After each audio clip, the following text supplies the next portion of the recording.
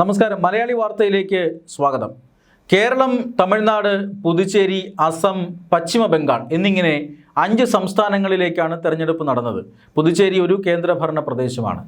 കേരളത്തിലും പുതുച്ചേരിയിലും അസാമിലും ഏപ്രിൽ 9 തെരഞ്ഞെടുപ്പ് നടന്നു. തമിഴ്നാട്ടിൽ ഒറ്റഘട്ടമായി 23 തെരഞ്ഞെടുപ്പ് നടന്നത്. ബംഗാളിൽ 2 ഘട്ടമായി നടന്നു. ഇനിയിപ്പോൾ ഒരു മണ്ഡലത്തിൽ റീപോളിംഗ് കൂടി പെൻഡിംഗ് ആണ്. ഇതിലേറ്റവും ശ്രദ്ധേയമായത് തമിഴ്നാട്ടിലെ തെരഞ്ഞെടുപ്പാണ്. തമിഴ്നാട്ടിൽ പുറത്തു വന്ന അഭിപ്രായ സർവേകൾ അനുസരിച്ച് DMKക്ക് ഭൂരിപക്ഷം പ്രവചിച്ചിരുന്ന അഭിപ്രായ സർവേകളുണ്ട്, ADMKക്ക് ഭൂരിപക്ഷം പ്രവചിച്ചിരുന്ന അഭിപ്രായ സർവേകളും ഉണ്ടായിരുന്നു. എങ്കിലും DMK ഭരണം തുടരാനുള്ള സാധ്യതയുണ്ട് എന്നാണ് പൊതുവെ കൽപ്പിക്കപ്പെടുന്നത്. ഇനി അവർ വീക്കാവുകയാണെങ്കിൽ ADMK NDA സഖ്യം, അതായത് BJP സഖ്യം അധികാരത്തിൽ വരും എന്നും ചില സർവേകൾ പ്രവചിച്ചിരുന്നു. എന്നാൽ എക്സിറ്റ് പോൾ സർവേകൾ പരിശോധിച്ചാൽ അതെല്ലാം തന്നെ സ്റ്റാലിൻ്റെ തുടർഭരണമാണ് പ്രവചിച്ചത്. സ്റ്റാലിൻ ശക്തമായ ഒരു ഭരണാധികാരിയാണ് എന്നും തമിഴ്നാട്ടിൽ സ്റ്റാലിൻ്റെ തുടർഭരണം വേണമെന്ന് ജനങ്ങൾ തീരുമാനിച്ചിരിക്കുകയാണ് എന്നും പുതിയ പാർട്ടിയായ TVKക്ക് വലിയ ചലനങ്ങളൊന്നും സൃഷ്ടിക്കാൻ കഴിയില്ല, ഒരു പുതുമുഖ പാർട്ടി എന്ന നിലയിൽ ഒരു 1-2 സീറ്റുകൾ ലഭിച്ചേക്കാം എന്നതിനപ്പുറമൊന്നും തമിഴ്നാട്ടിൽ നടക്കില്ല എന്നുമൊക്കെയാണ് പലരും വിചാരിച്ചിരുന്നത്. എക്സിറ്റ് പോൾ സർവേകളെല്ലാം ആ ഒരു ദിശയിലേക്കായിരുന്നു. ഇന്ന് തെരഞ്ഞെടുപ്പ് വന്നപ്പോൾ ഏറ്റവും അധികം സസ്പെൻസ് ഒളിപ്പിച്ചു വച്ചിരുന്നത് തമിഴ്നാട്ടിലാണ്. കാരണം തമിഴ്നാട്ടിൽ DMK ഭരണം തുടരും എന്നു പറഞ്ഞെടുത്ത് TVK അധികാരത്തിൽ വരുന്നു. TVK അതും വലിയ ഭൂരിപക്ഷത്തിൽ അധികാരത്തിൽ വരുന്നു. 3-4 സീറ്റുകളിൽ ഒതുങ്ങുമെന്ന് വിലയിരുത്തപ്പെട്ടിരുന്ന TVKയാണ് ഇത്തരത്തിൽ മുഖ്യമന്ത്രി പദത്തിലേക്ക് പോലും നടന്നെടുക്കുന്നത്. 110 സീറ്റുകളാണ് ഇതുവരെ TVK ലീഡ് ചെയ്യുകയോ വിജയിക്കുകയോ തമിഴ്നാട്ടിൽ ചെയ്തിട്ടുള്ളത്. അതുകൊണ്ട് തന്നെ ഒരു ഭരണം അല്ലെങ്കിൽ ഒരു സർക്കാർ രൂപീകരണം TVKയുടെ ഭാഗത്ത് നിന്നുണ്ടാകുമെന്ന കാര്യത്തിൽ തർക്കമൊന്നുമില്ല. കാരണം കേവല ഭൂരിപക്ഷം ഇല്ല എങ്കിലും അതിൽ 6-7 സീറ്റുകളുടെ കുറവുണ്ട്. ആ സീറ്റുകൾ ഒരു പക്ഷേ AIADMKയുടെയോ അല്ലെങ്കിൽ മറ്റേതെങ്കിലും ഘടകകക്ഷികളുടെ സഹായത്തോടു കൂടി വിജയ് മുഖ്യമന്ത്രി പദത്തിലേക്ക് എത്തും എന്ന് ഏതാണ്ട് ഉറപ്പായി കഴിഞ്ഞിരിക്കുകയാണ്. ഈ ഘട്ടത്തിലാണ് ഏറ്റവും പ്രധാനപ്പെട്ട ഒരു ചർച്ച തമിഴ്നാട്ടിൽ നടക്കുന്നത്. വിജയ് ആദ്യമായിട്ടാണ് തെരഞ്ഞെടുപ്പിൽ അംഗം കുറിക്കുന്നത്. വിജയ് ഒരു സിനിമാ നടനാണ് എന്ന കാര്യം എല്ലാവർക്കും അറിയാം. തമിഴ് സിനിമയിലെ ഏറ്റവും പ്രധാനപ്പെട്ട ഒരു അഭിനേതാവാണ്, ലോക പ്രശസ്തനായ അഭിനേതാവാണ്. അതുകൊണ്ട് തന്നെ വിജയ് രാഷ്ട്രീയ രംഗത്തേക്ക് വരുമ്പോൾ അദ്ദേഹം മുഖ്യമന്ത്രി പദത്തിലേക്ക് എത്തും എന്ന് ഒരു പരിധിവരെ ആളുകൾ വിശ്വസിച്ചിരുന്നു. പക്ഷേ ഇപ്പോൾ ഈ തെരഞ്ഞെടുപ്പിൽ തന്നെ എത്തും എന്ന് ആരും തന്നെ വിചാരിച്ചിരുന്നില്ല. ഇങ്ങനെ ഒരൊറ്റ ഘട്ടം കൊണ്ട് തന്നെ, അല്ലെങ്കിൽ ആദ്യ നാളുകളിൽ തന്നെ, ആദ്യത്തെ ശ്രമം കൊണ്ട് തന്നെ വിജയ് മുഖ്യമന്ത്രി പദത്തിലേക്ക് നടന്നു കയറുകയാണ്. ഇത് തമിഴ്നാട് ജനത ചർച്ച ചെയ്യുന്നത് വേറൊരു രീതിയിലാണ്. വിജയ് 51കാരനാണ്, ഇളം തലമുറക്കാരനാണ്. പക്ഷേ അതിന് മുമ്പ് തന്നെ നിരവധി സിനിമ അഭിനേതാക്കൾ രാഷ്ട്രീയ രംഗത്തേക്ക് കടന്നു വന്നിട്ടുണ്ട്. അതായത് ജയലളിതയും MGRും എല്ലാം ഇത്തരത്തിൽ സിനിമയിൽ നിന്ന് രാഷ്ട്രീയത്തിലേക്ക് വന്നിട്ടുള്ള മഹത് വ്യക്തിത്വങ്ങളാണ്.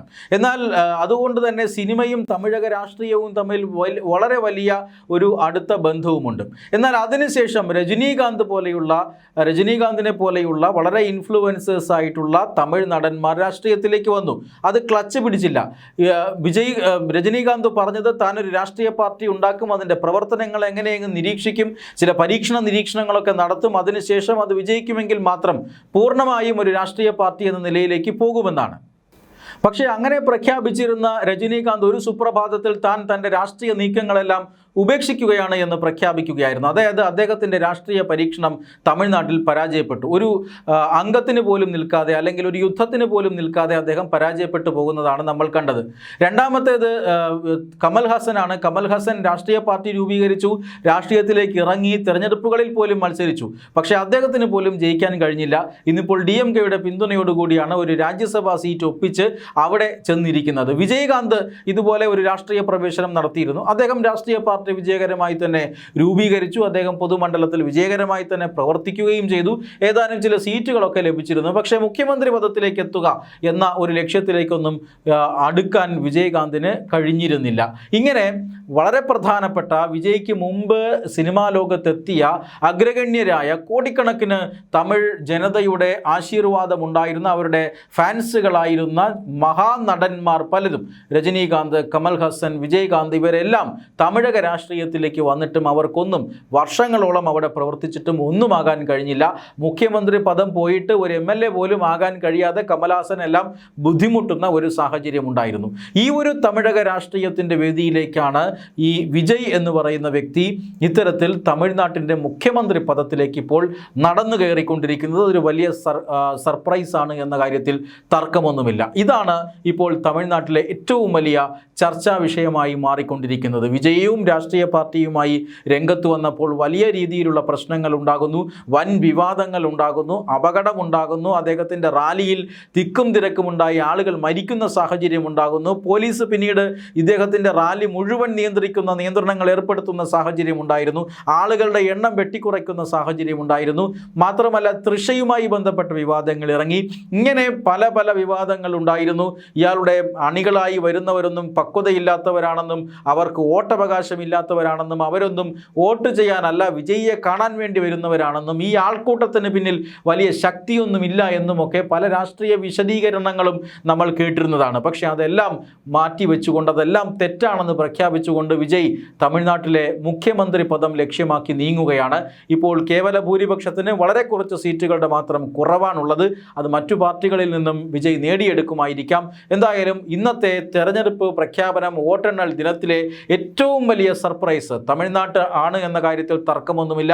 കേരളത്തിൽ UDF തിരികെ അധികാരത്തിൽ വരുന്നു, അക്കൗണ്ട് വീണ്ടും തുറക്കുന്നു, BJP 1 അല്ല 3 താമരകൾ കേരളത്തിൽ വിരിയുന്നു, അസമിൽ തുടർ ഭരണം ഉണ്ടാകുന്നു, ബംഗാളിൽ BJP അട്ടിമറി വിജയം നേടുന്നു. പക്ഷേ ആരും പ്രതീക്ഷിക്കാതെ ആരും പ്രവചിക്കപ്പെടാതെ ഈ തമിഴ്നാട്ടിൽ വിജയ് നടന്നു കയറുകയാണ്. അതും രജനീകാന്തിനെ പോലെയുള്ള, കമൽഹാസനെ പോലെയുള്ള, വിജയകാന്തിനെ പോലെയുള്ള മഹാരഥന്മാർക്ക് സാധിക്കാത്ത നേട്ടമാണ് വിജയ് ഇപ്പോൾ തമിഴക രാഷ്ട്രീയത്തിൽ കൊയ്തിരിക്കുന്നത്.